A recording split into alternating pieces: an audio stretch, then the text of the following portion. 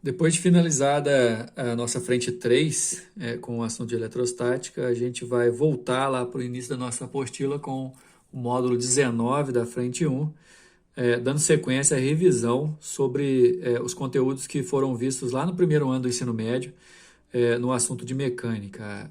O módulo 19 vai falar sobre as componentes da força resultante 2, situação, por exemplo, que se vocês forem lembrar, a gente já começou a analisar lá no módulo 18 da frente 1 da apostila 2. Naquela oportunidade, a gente falou sobre a presença ou não de uma aceleração centrípeta nos tipos de movimento, classificando desse formato assim, um movimento circular quando existe a presença de aceleração centrípeta, e quando a aceleração centrípeta é a aceleração única, a gente fala que o movimento é circular e uniforme.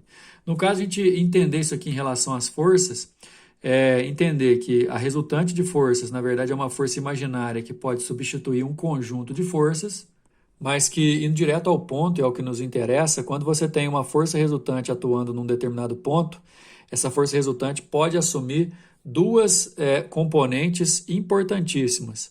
Uma na direção tangencial à trajetória do corpo e a outra na direção radial à trajetória do corpo. Na direção tangencial a gente chama de componente tangencial à trajetória, e a direção radial apontada para o centro da curva a gente chama de força centrípeta. Então, no caso, pessoal, é como se você estivesse decompondo a força resultante em suas componentes no eixo x e o eixo y. Como se o Ft fosse o Fx, a força centrípeta fosse o Fy, e no caso, F resultante, força tangencial e força centrípeta formam um triângulo retângulo. Vale a pena ressaltar, então, que a força resultante é uma soma vetorial entre a tangente e a centrípeta, e que é soma vetorial a tangente, pessoal, isso aqui é muito importante vocês anotarem, a tangente e a centrípeta sempre vão ser perpendiculares, e, portanto, a resultante e a tangente e a centrípeta vão formar um triângulo retângulo sempre, relacionados pelo teorema de Pitágoras, onde a tangencial e a centrípeta são os catetos e a resultante é a hipotenusa. Agora, a gente tem que analisar a função de cada uma dessas componentes. Em termos de variação do módulo da velocidade, a gente tem a componente tangencial que gera o que a gente chama de aceleração tangencial. Então, não esquece, a componente tangencial gera o que a gente chama de aceleração tangencial. Quando ela existe, o módulo da velocidade é variável.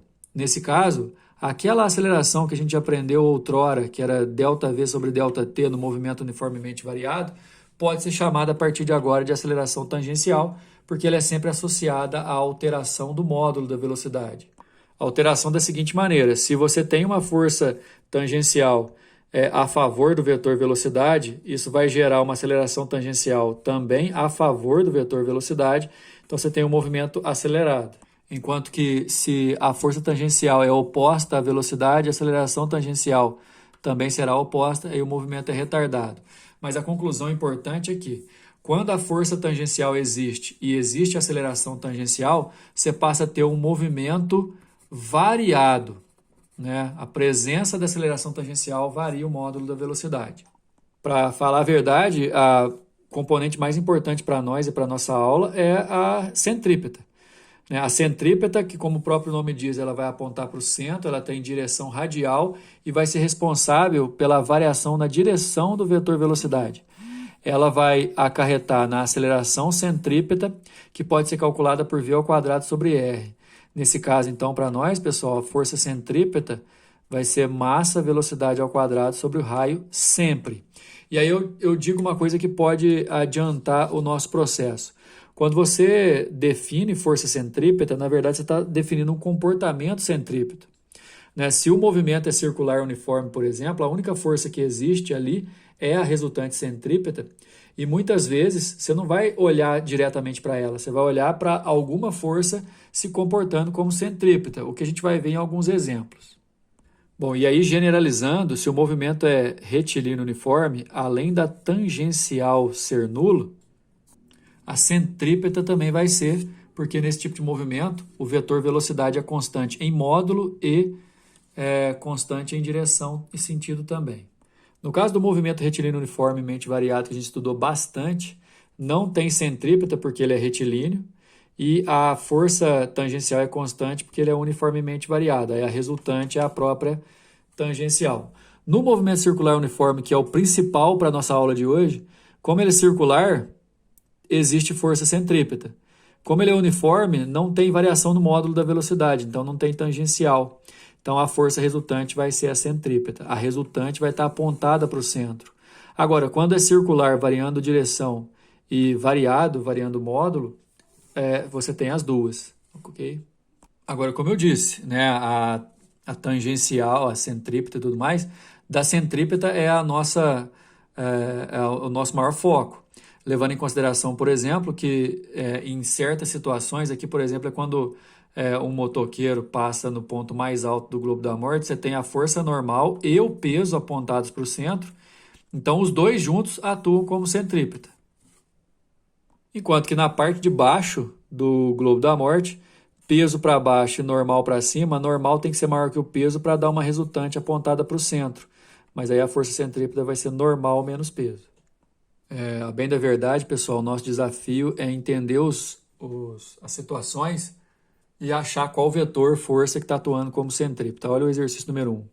O adulto brinca com uma criança segurando-a pelos braços, fazendo-a girar de modo que o centro de massa descreva um movimento circular e uniforme. Já vou escrever aqui direto. Ó. A força resultante é a força centrípeta. Nós temos que achar qual é a força resultante para igualar a centrípeta. Circunferência de centro C e raio 2 metros em um plano horizontal.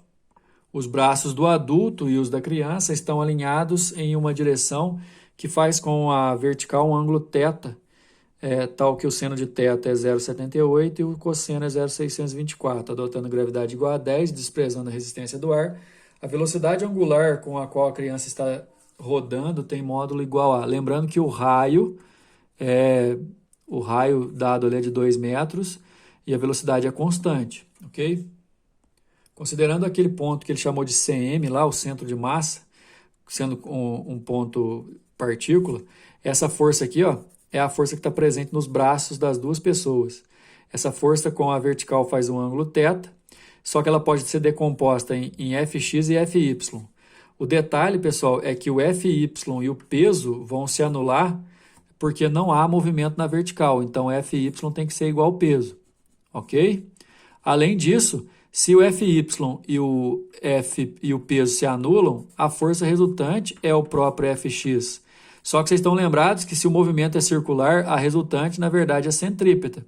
Ou seja, eu posso igualar a componente y da força do braço ao peso e a componente x à força centrípeta.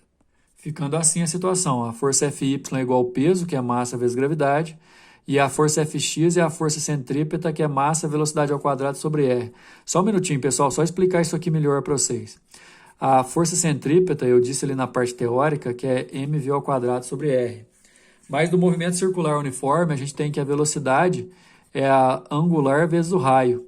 E como aqui ela está ao quadrado, elevando ao quadrado os dois lados, aparece assim, ficando a força centrípeta, m, velocidade angular ao quadrado, raio ao quadrado sobre raio. Aí você corta um raio aqui com o quadrado, aí a força centrípeta pode ser dada assim. Ah, mas por que está falando isso? Lembra que o exercício está perguntando a velocidade angular, então a gente deu um jeito de aparecer ela aqui. Dividindo um pelo outro naquele desenho, a gente acha que o Fy é o cateto adjacente do ângulo, enquanto o Fx é o oposto. Então a tangente é o Fx oposto sobre o Fy adjacente. O Fx, m ômega ao quadrado sobre R, e o Fy, peso. Você vai cortar o m mostrando que é independente da massa da criança. E aí eu posso levar em consideração que o ômega ao quadrado, passando multiplicando, é g vezes tangente sobre raio. Só que a tangente, pessoal, é seno sobre cosseno. E aí fica essa relação. Ômega ao quadrado é 10 vezes o seno, dividido por 2 vezes o cosseno. Essa conta dá 6,25, a raiz quadrada é 2,5, e a unidade é o radiano por segundo. Aí dá a letra D. Número 2.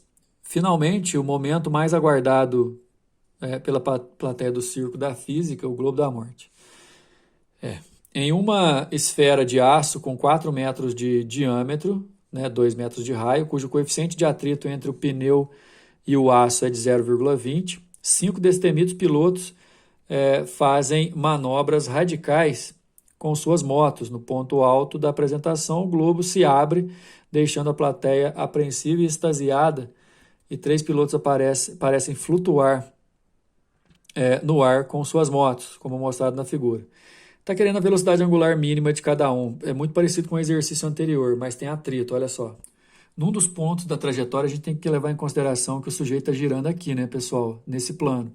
E aí tem o peso puxando ele para baixo, só que o atrito do pneu com o aço acaba anulando esse peso. Então eu posso igualar a força de atrito ao peso, porque não há movimento na vertical, certo? Agora, passando aqui nessa lateral, ele aperta a lateral devolve ele para o centro, então a força normal é a própria força centrípeta, certo? Lembrando que força de atrito é igual a força normal vezes μ, a gente vai encontrar uma relação entre essas grandezas que estão aí.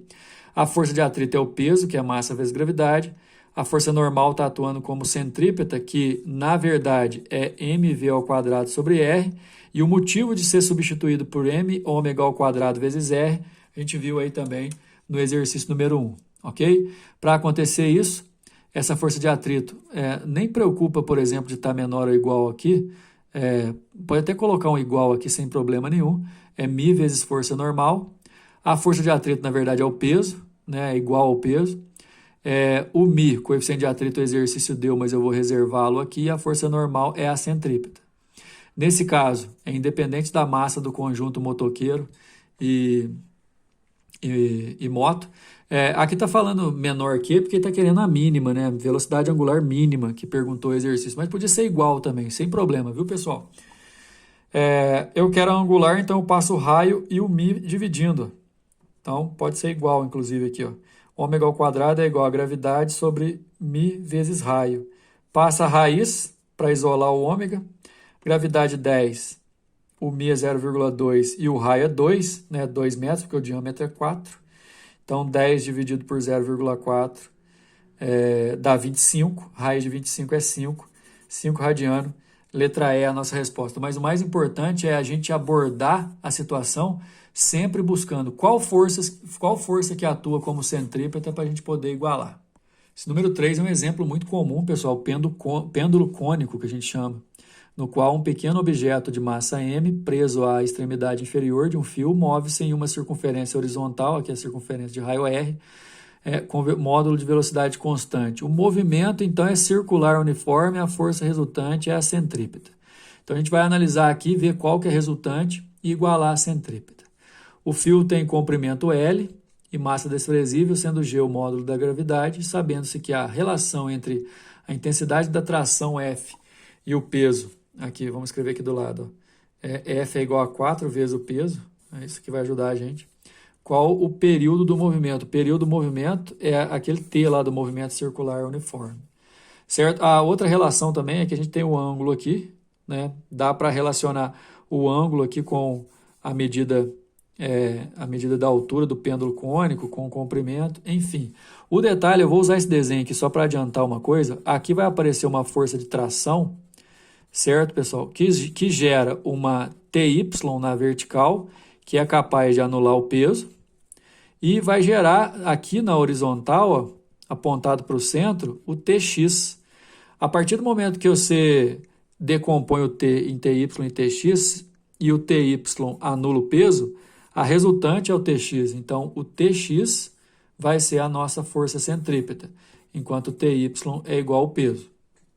O desenho esquematizado fica exatamente assim, com o FY anulando o peso, e FY é igual a massa vezes gravidade, e o Fx apontado para o centro como sendo a força resultante centrípeta, que na verdade, repetindo aqui, ó, é mv linear ao quadrado sobre raio, e aí pelos mesmos motivos da questão 1 e da questão 2, a gente pode substituir por m ômega ao quadrado vezes r. Agora, o seno desse ângulo, que ele deu ali que vale θ, no nosso caso, falou θ com a vertical, né? Então, na resolução aqui está com a vertical, no desenho está com a horizontal, mas é vertical.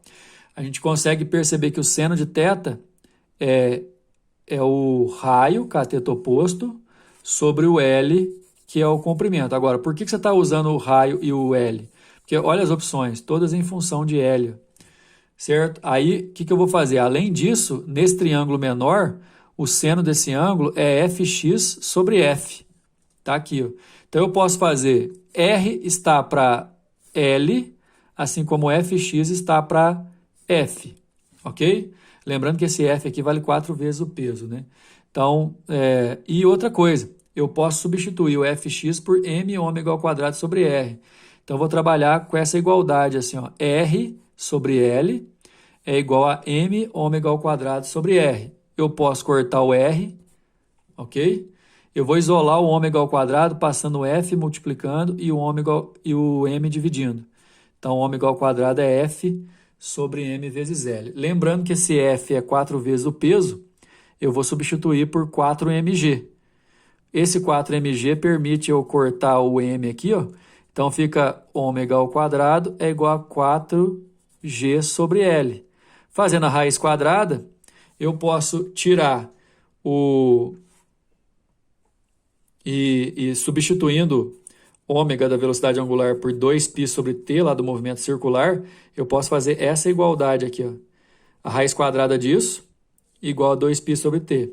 E aí a raiz quadrada disso, pessoal, dá 2, né, sai o 2 para fora da raiz, vamos escrever aqui do lado, ó, dá 2 raiz de g sobre L, ok?